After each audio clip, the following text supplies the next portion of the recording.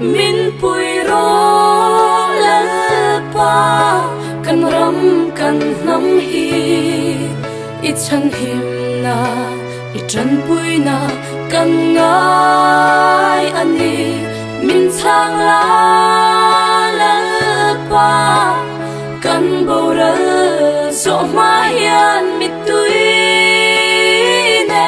kan run out se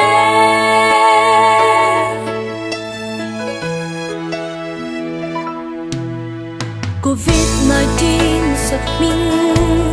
at hang nuane kwa velat ngam tin reng a chi me ke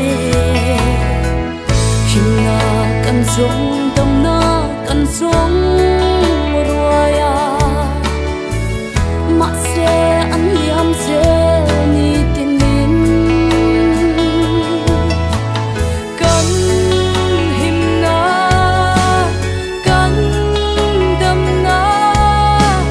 mang an laya chan pui tu inni kan out se kan nyen se kan ram ti dam le ang se min pui ro la pa kan ram kan lam hi I chan him na I chan pui na kan ngai ani min chang la la pa kan bo ra so ma hian mi tui ne kan ron out se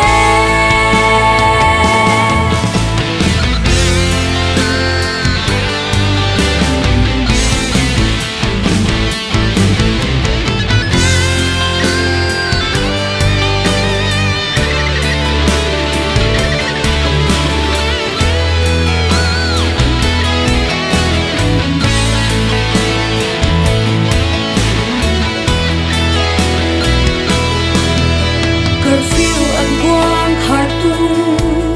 kan son thei lo bia run pui da ri reng a thang to lo ngai te po do ra an iang zo ta biak le nei le an rem to lo kan him na kan dam na mang an laya chan pui tu inni kan out se kan nyen se kan ram ti dam le ang se min pui ro la pa kan ram kan nam hi I chan him na I chan pui na kan ngai ani min chang la la pa kan bo ra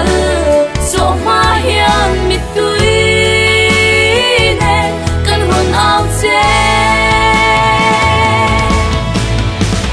kan in hum him na kan chak na lung pui kan dam na kan bat hian lei le van siam tu thina kon rua ma ken tu inni shi le nak nak ten min ngoi ve lai hian it tham wat na ong mo in min fan suak la Emmanuel min pui ro la pa kan ram kan nam hi I chan him na I chan pui na kan ngai ani min chang la